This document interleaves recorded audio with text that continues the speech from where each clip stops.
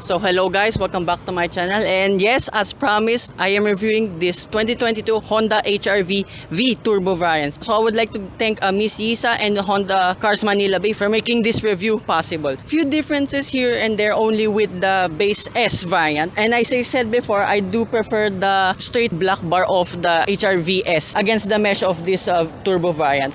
But I gotta say, I understand why they put this instead. Since this is a turbocharged engine, it needs more air to feed the engine. So I kind of understand now why this has the mesh grill. But looking at it now, personally, up close for the first time, it's not too bad. And also being the HR-V turbo variant, the ground clearance is 15 millimeters less than the base variant. This is only at 181 millimeters. This is the only differences you can tell with the HR-V turbo variant, the mesh grill and the turbo badge in the back. And then wheels, as I said, I do prefer again the S base variant because these wheels are only gray against the black and the chrome side of the base variant. And then yeah, same design here and there. Even there's gloss black here in the LED headlight extensions.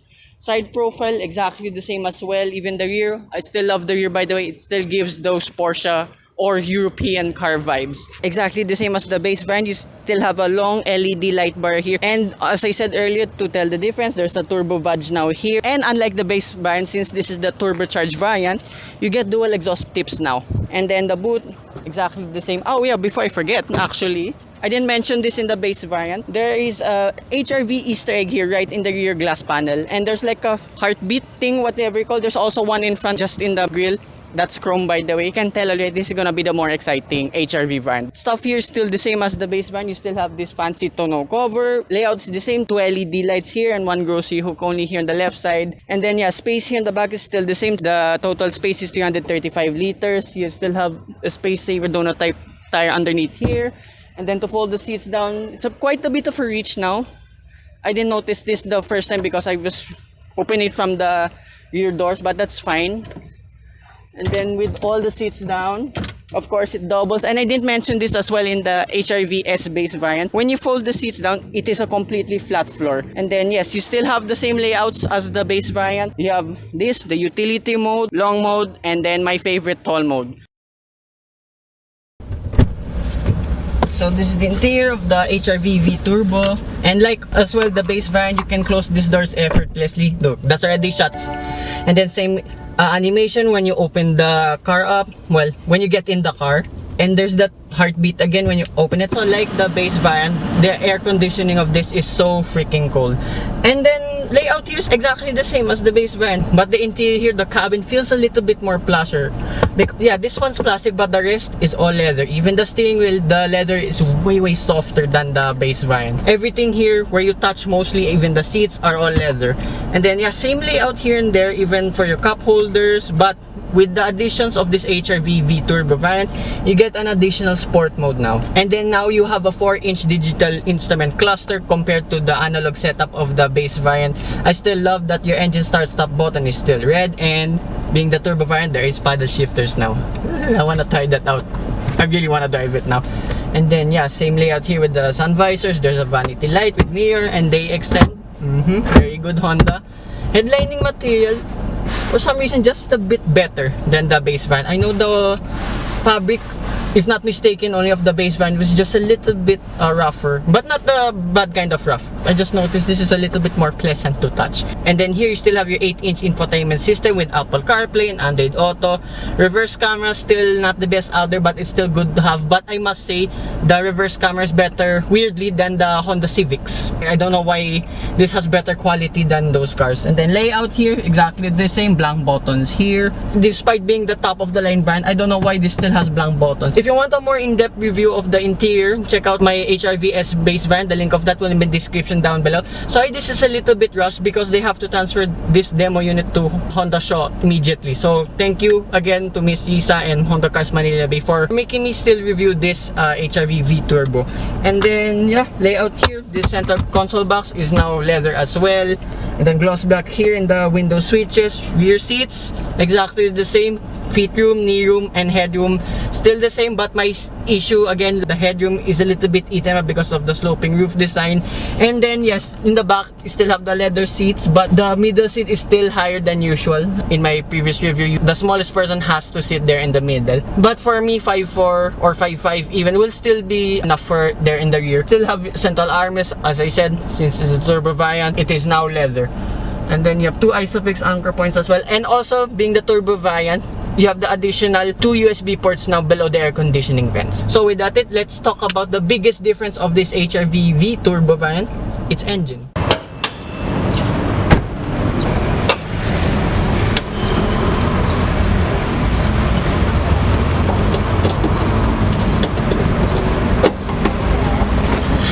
So now this is the engine of the HR-V V turbo variant. It's a 1.5 liter turbocharged 4-cylinder engine that produces 177 horsepower and 214 Newton meters of torque. Those numbers seem similar. That is because this engine is exactly like in the Honda Civic lineup. I am very curious on how this performs, and let us see if I prefer this over the HR-V S variant or the Honda Civic RS Turbo. So yes, this is gonna be a little bit crazy. That's what I'm expecting. So with that, let's go for a dive. Oh, that's so hot. Before we set off, there are a few things I want to take note with this turbo variant. Of course, you have more power and more torque. I remembered in my base variant, I enjoyed throwing it around in corners. Of course, I'm there in Alabang Darang Hari. Just take note of this car's weight. This is 101 kilograms heavier than the base variant. So let's see on how it performs now. But then again, I still might prefer this. Let's find out in a few minutes before I dive this. So let's see how it affects the handling, since this is a way heavier car.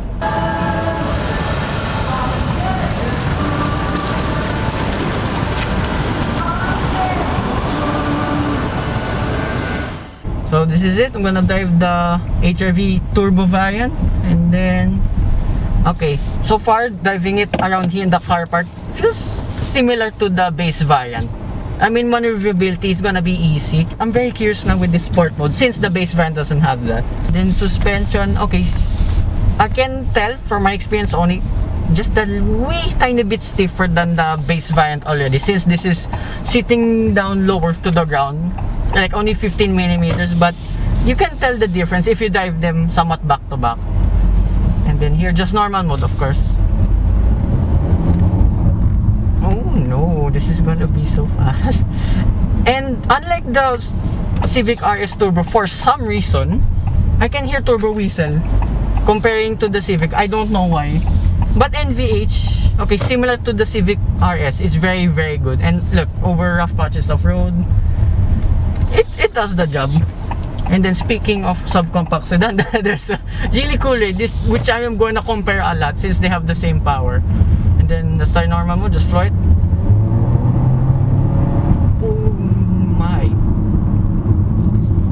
Okay, as you can tell, the turbocharged engine is really peppy. And then taking a corner, comparing with the HR-V S base variant, throwing it around, they feel very similar. That is the big surprise, because this is 101 kilograms heavier than the base variant, and you don't feel the weight. It disguises its weight really well. I am surprised with this. And then yeah, like the base variant, there's a lot of tire noise. It's still not a bad experience. It's not like super loud, as I said earlier, like the Coolray, just being honest. And then let's try sport mode, and then paddle shifter. Oh my, oh wow. And yes, like the base variant, there's use of paddle shifters there. Oh wow. Changing up and down is also excellent. Wow. Okay, it's not gonna be as sprightly to drive as the Civic RS for obvious reasons, because this is a subcompact SUV. Oh my gosh. Yep, sport mode is just on another level. Comparing with the base variant, the gear lever doesn't have sport mode. I find that weird because Honda market that the HR-VS doesn't have a sport mode, but there is on the gear lever.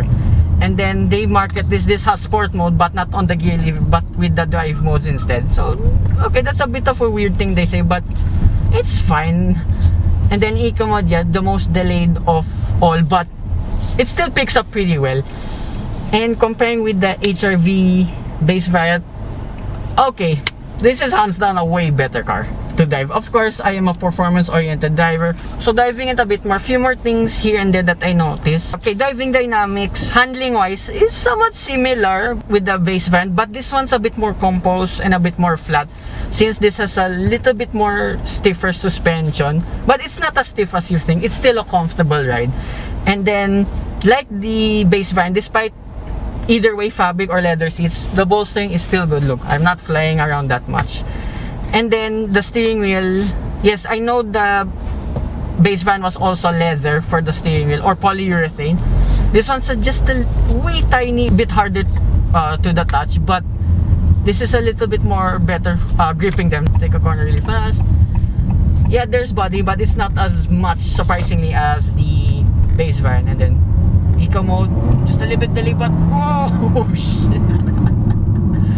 Yep.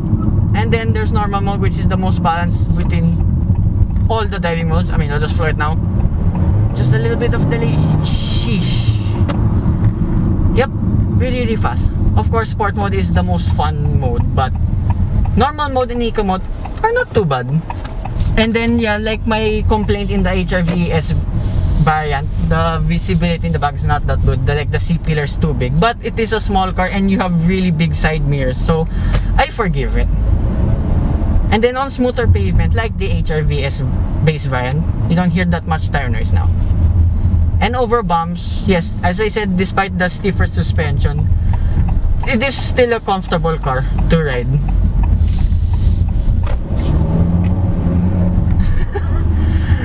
Okay, this HR-V Turbo van, is it worth the 348,000 pesos? Hands down, yes. There's still a market for that base van, but if you want the ultimate driving experience in a subcompact SUV, I go for this HR-V Turbo van. This is a whole nother level. The thing is it as good as the Chevrolet Tracker? Yes, immediately. But is it good as the king of the subcompact SUV, the Geely Coolray, as I mentioned earlier? That's a hard choice, but I can say, despite this being a CVT, yes, I said in my channel, CVTs are not my type of transmission of choice. I gotta say this HR-V is just as good as the Geely Coolray. Yes, it's a little bit more expensive than that, but it's a Honda. Enough said. Oh my gosh! I love this thing. Yep, I can't believe I'm saying this is just as good as the Coolray, despite being a CVT. And of course, being the turbo variant, overtaking is essentially easy. Okay, with the addition of sport mode now, I did notice something. In the HR-VS variant, normal or eco mode, there is no difference with the steering feel, but in sport mode, you do feel something now. The steering weights up way more now. The steering in eco and normal mode is light, but not too light. There's still good enough feel, but it's not to the point it's dead or numb. In sport mode, the steering firms up a lot. And of course, being the name sport mode, this has way better steering feel now. And then like the HR-VS variant, I did off-road just a little bit, and here just around accidentally in the construction area. Okay, bumps and potholes and rocks. Okay, if you're planning to go off-road like with the HR-VS variant, it is very, very capable. Although, as I said earlier, the S variant has a little bit higher ground clearance. But I like as well with the, as I said again, like the S variant, this has paddle shifters, either base or top of the line model. And being the turbo charged engine, it's so fun to use. Although it does come at a cost. With my driving only, take note, I've been flooring it around here just on Manila Bay. I'm averaging 5 kilometers per liter. But you can get better figures if you're light-footed, unlike me. It does say a lot why people choose the HR-VS variant, because in my drive I did around what? 7 kilometers per liter, if not mistaken, or even more. I'll just put it on the screen. Yeah, and it's 348,000 pesos cheaper than this model. But is this worth the 48,000 pesos? Yes, very much worth it. Shoot. Very, very peppy, this HRV V2. I love it. So, that concludes my review of this 2022 HRV V Turbo. I would like to thank Miss Trixie, Ma'am Yssa, and Honda Cars Manila Bay for allowing me to review this beast of a SUV. Okay, I love this thing now. But I want one? Yep, I want one. Oh, wait. Would I want one over a Civic RS Turbo? That's a tough choice because there are two completely different cars and they have the same engine. Okay, if you want the practicality, of course, get this HRV V Turbo. But if you want the more fun driver's car, go for the Civic RS. But what's the one I would pick? I'd pick this HRV V Turbo because I already have a sedan. So hope you guys like and subscribe, and I will see you with more future car reviews and another upcoming Honda review coming soon. Bye bye.